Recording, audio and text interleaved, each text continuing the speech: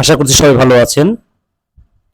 আমি মোহাম্মদ মুশফিকুর রহমান, আপনাদের সাথে একটি নতুন বিষয় সবার সাথে শেয়ার করার জন্য।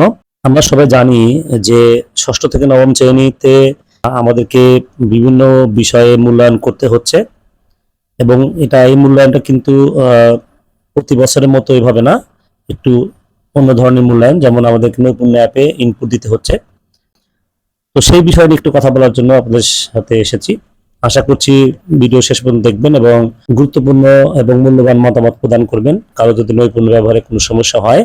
আমরা শুরু করছি। প্রথমে নৈপুণ্য অ্যাপ ব্যবহার করতে গেলে আমাদেরকে মোবাইলে, স্মার্টফোনে নৈপুণ্য অ্যাপকে ডাউনলোড করতে হবে এবং ইনস্টল করতে হবে। এক্ষেত্রে প্লে স্টোর থেকে আমরা যদি নৈপুণ্য অ্যাপকে ডাউনলোড করি বা ইনস্টল করি, অনেক সময় পুরাতন সেটের ক্ষেত্রে এটা রিকগনাইজ না বলে আর কি। যাই হোক, আমার মোবাইলে এরকম হচ্ছে। তো সেক্ষেত্রে ক্যাপশনে আপনাদেরকে এই লিঙ্কটা দিয়ে দেওয়া হবে। যারা মনে করেন তারা এই ওয়েবসাইট থেকে ডাইরেক্ট ওখান থেকে নৈপুণ্য অ্যাপকে ডাউনলোড দিয়ে সেই ডাউনলোডেড অ্যাপকে আপনি ইনস্টল করে ব্যবহার করতে পারবেন। আর কথা না বাড়িয়ে শুরু করছি। প্রথমে আমরা নৈপুণ্য অ্যাপকে ইনস্টল করে দেওয়ার পরে এখানে নৈপুণ্য অ্যাপের যে লগোটা সেটা দেখা যাবে, আমরা সেখানে ক্লিক করব। স্টার্ট করলাম। তো নৈপুণ্য অ্যাপ প্রথমে ইনস্টল করার পরে আমরা যখন চালু করব, প্রথমে একটু সময় নেবে। সময় নিয়ে এরকম একটি স্ক্রিন আসবে, সেখানে আমরা শিক্ষকের যে আইডি, পিডিএস আইডি, সেটা দিব। এবং এই পিডিএস আইডি যে মোবাইল নম্বর, সেই মোবাইল নম্বরে আমাদের কাছে পিন নম্বর পাঠানো হয়েছে, সেই পিন নম্বর এখানে দিব।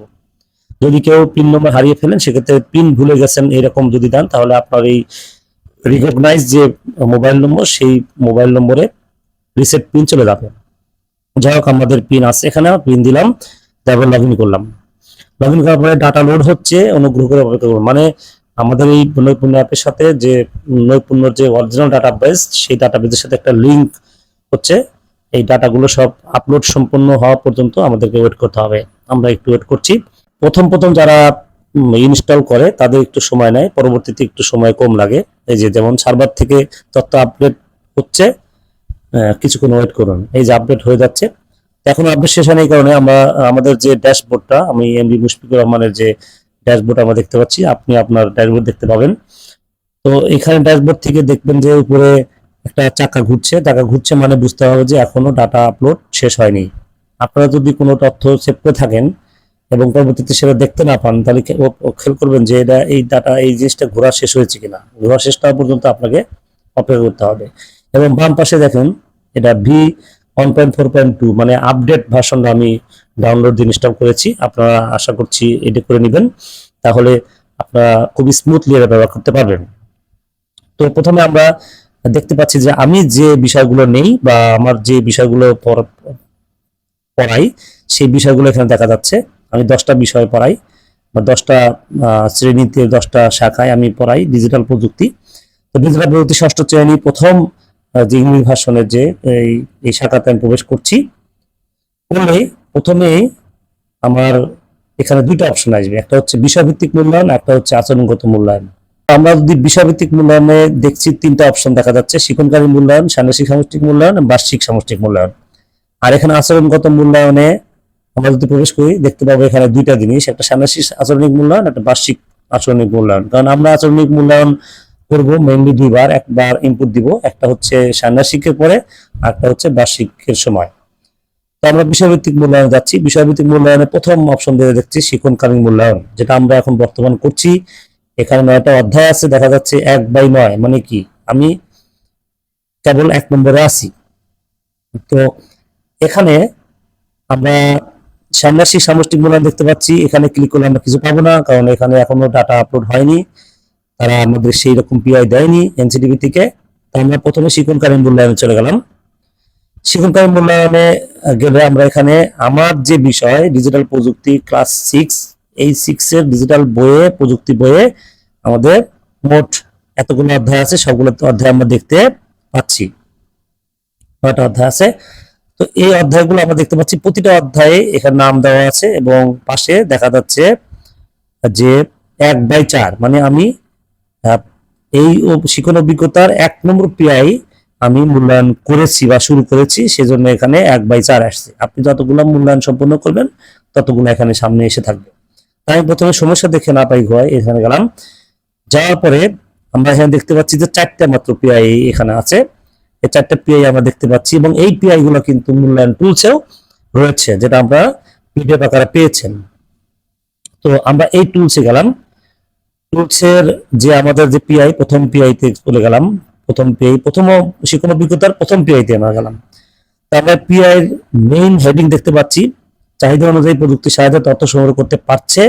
এটা সে কোন লেভেলে আছে সেই অনুযায়ী আমরা এখানে চতুর্ভুজ, বৃত্ত এবং ত্রিভুজ দিয়ে দেব। তো এটা আমাদের দেখানোর জন্য দেওয়া হয়েছে, আমরা একটু বন্ধ করে দিব। দিলেই আমাদের যেই 6 এর ইংলিশ ভার্সনের যে শিক্ষার্থী তাদের তালিকা এখানে দেখতে পাওয়া যাবে, যতজন শিক্ষার্থী ততগুলো, এবং প্রত্যেক শিক্ষার্থীর কাছেই 3টা করে অপশন দেওয়া আছে এবং উপরে কিন্তু হেডিংও দেওয়া আছে, চাহিদা অনুযায়ী প্রযুক্তি। দেখেন পিআইটা দেওয়া আছে, পিআই 6.6.1.1, এবং এই পিআইটা কি করলে সে চতুর্ভুজ পাবে, কি করলে ত্রিভুজ পাবে, কি করলে বৃত্ত পাবে সেটা আছে। এই বরাবরে গিয়ে আপনি যে কোনো একটি সিলেকশন করবেন, সিলেকশন করে আপনি বৃত্ত দিলেন, চতুর্ভুজ দিলেন, এভাবে আপনি দিবেন। দেওয়ার পরে আপনি খসড়া সংরক্ষণ করতে পারবেন। সংরক্ষণ করলে কি হবে, পরবর্তীতে আপনি পরে আরো চেঞ্জ করতে পারবেন। যদি জমা দিয়ে দেন তাহলে পরবর্তীতে হয়তো চেঞ্জ নাও করা যেতে পারে, এই জন্য আমাদের মনে রাখা আমরা খসড়া সংরক্ষণ করব। দেখেন প্রতিটা শিক্ষার্থীর সাথেই 3টা করে অপশন দেওয়া আছে। আমরা এই পিআই কিন্তু মূল্যায়ন করছি। আমরা একটু ব্যাকে যাই। আমরা ব্যাকে যাওয়ার জন্য কিন্তু অবশ্যই মোবাইলের ব্যাক, যে নিচে যে ব্যাক, এটা ব্যবহার করবেন না। আপনারা অবশ্যই সফটওয়্যারের উপরে যে শিক্ষার্থীর মূল্যায়ন, এখানে যে একটা ব্যাক চিহ্ন আছে সেখানে যাবেন। গিয়ে আপনি একবার ব্যাক দিলে আপনারা ওই শিক্ষণ অভিজ্ঞতার আরো যে পিআই গুলা, সেই পিআই গুলো আপনি দেখতে পাবেন। তথ্য সংগ্রহের জন্য বিভিন্ন উৎসের ব্যবহার করছে। আমরা ক্লিক করলাম, এখানেও দেখতে পাচ্ছি আমাদের প্রতীকগুলা। আমরা বন্ধ করুন, এখানে আমরা কিন্তু সকল শিক্ষার্থীর তথ্য আবার পাবো। সেখান থেকে আমরা ত্রিভুজ, চতুর্ভুজ, বৃত্ত দিব, যে আবার ব্যাকে যাচ্ছি। এইভাবে প্রতিটা পিআই কে আমাদেরকে মূল্যায়ন করতে হবে। তো এটার জন্য ভালো একটা বুদ্ধি হচ্ছে, আপনারা এই সকল পিআই একটা কাগজে লিখে নেবেন যে কোন কোন পিআই আমি ইনপুট দিয়েছি। আমরা গত বার্ষিক সামষ্টিক মূল্যায়নে এরকম প্রবলেমে পড়েছিলাম যে আমরা ইনপুট দেওয়ার পরে পরবর্তীতে যাওয়ার পরে আমরা দেখতে পাচ্ছিলাম না। তো এই দেখা যাচ্ছে যে একই শিক্ষক বারবার ইনপুট দিচ্ছে। তো এটা থেকে বাঁচার জন্য আমরা কি করব, প্রতিটি পিআই আমরা একটা কাগজে লিখে নিব এবং কতগুলো পিআই আমাদের সম্পূর্ণ হলো সেটা আমরা টিক মারবো। তা আমরা চলে যাচ্ছি পিছনে ব্যাকে। ব্যাকে গেলে আমরা কিন্তু এই বইয়ের, ডিজিটাল প্রযুক্তি বইয়ের আরো যে অধ্যায়গুলো আছে সেই অধ্যায়গুলো আমরা দেখতে পাচ্ছি বা শিক্ষণ অভিজ্ঞতা দেখতে পাচ্ছি। যেমন দ্বিতীয় শিক্ষণ অভিজ্ঞতায় আমাদের পিআই 3টা, তৃতীয় শিক্ষণ অভিজ্ঞতা 2টা, চতুর্থ শিক্ষণ অভিজ্ঞতা 7টা, এরকম প্রতিটা শিক্ষণ অভিজ্ঞতা কত করে পিআই আছে সেটা এখানে দেওয়া আছে।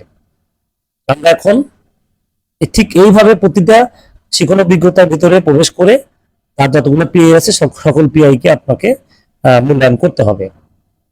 তো আমরা পিছনে চলে যাচ্ছি, ব্যাকে চলে যাচ্ছি, একবার ব্যাক দিলাম, দিলে আবার সেই মূল স্ক্রিনে চলে আসছে। সেই স্ক্রিনে আসার পরে আমরা দেখতে পাবো এখানে বিষয়ভিত্তিক মূল্যায়ন তো আমরা করলাম, শিক্ষকের মূল্যায়ন গেলাম, সাময়িক এখনো ওপেন হয়নি। আপনার আচরণগত মূল্যায়ন ছেড়ে গেলাম। আচরণগত মূল্যায়ন গেলে এখানে 2টা অপশন পাওয়া যায়, ষান্মাসিক সাময়িক মূল্যায়ন, একটা হচ্ছে বার্ষিক আচরণিক মূল্যায়ন। তো আচরণগত মূল্যায়নে ক্লিক করার পরে 2টা অপশন পেয়েছে। আমরা ষান্মাসিকে আছি, তাই না ষান্মাসিক যখন সামষ্টিক মূল্যায়ন শুরু হবে তখন আমরা এই ষান্মাসিক আচরণিক মূল্যায়নটা শুরু করব। এখানে গেলে অন্য ধরনের একটা পেজ দেখা যাচ্ছে, প্রতি শিক্ষার্থীর রোল এবং আইডি দেখা যাচ্ছে, নাম টাম। তো আমরা এখান থেকে যে কোনো একটি শিক্ষার্থীকে আমরা সিলেকশন করব, করলে সেই শিক্ষার্থীর সাথে 10টি বিআই এখানে দেখা যাবে লিস্ট আকারে, এবং 10টি বিআই এর প্রত্যেকটা বিআই যে হেডিং সেটা দেখা যাবে, এবং সেই হেডিং এগেইনস্টে সে কোন পর্যায়ে আছে বা কোন দক্ষতা অর্জন করেছে বা সে কোন আচরণ করেছে সেটা দেখে দেখে আমরা এটা করলে চতুর্ভুজ, বৃত্ত এবং ত্রিভুজ এভাবে দিয়ে দেবো। এবং প্রত্যেকটা বিআই খেয়াল করব এবং কোন প্রতীক দেওয়া যায় সেটা বিবেচনা করে আমরা একদম শেষ পর্যন্ত করার পরে আমরা পরবর্তীতে গেলে আমাদের পরবর্তী রোলটা অটোমেটিক আসতে থাকবে। এভাবে আমরা 1, 2, 3 এভাবে রোল সকল শিক্ষার্থীকে মূল্যায়ন শেষ হলে লাস্টে আমাদের কাছে জমা দিন একটা অপশন আসবে। তাহলে একটু ব্যাকে যাচ্ছি, ব্যাকে গেলে আমরা দেখতে পাচ্ছি যে আরেকজন শিক্ষার্থী এরকম প্রতিটা শিক্ষার্থীকে আমরা এভাবে 10টি বিআই এগেইনস্টে তাদেরকে মূল্যায়ন করব। করার পরে আমরা শেষে এই বিআই, সকল বিআই যখন সকল শিক্ষার্থী দেওয়া শেষ হবে তখন আমরা খসড়া সংরক্ষণ করব এবং পরবর্তীতে আমরা জমা দেবো। যদি আমরা এই মোবাইল ব্যবহার করতে করতে মনে করি যে না আমাদের অন্য কোনো কাজ আছে বা মোবাইল এখন বন্ধ করে দেবো, সেক্ষেত্রে আমরা খসড়া সংরক্ষণটা অবশ্যই করে নেবো, যাতে পরবর্তীতে রিপিট করে আবার দেখে শুনে আমরা জমা দিতে পারি। তো এভাবে আমরা ব্যাকে চলে যাচ্ছি, আবার চলে আসলাম এই স্ক্রিনে, এবং আরেকটা ব্যাকে গেলে আমরা কোথায় চলে যেতে পারবো, একদম মূল স্ক্রিন। আমার ষষ্ঠ শ্রেণীর ইবি শাখার মূল্যায়ন শেষ, এবার আমরা সপ্তম শ্রেণীর ইবি শাখায় আমি যাব। এইভাবে প্রত্যেকটা শ্রেণীতে শাখায় প্রবেশ করে করে আপনি আপনার শিক্ষার্থীদের মূল্যায়ন করতে পারবেন। আশা করছি সবাই বুঝতে পেরেছেন।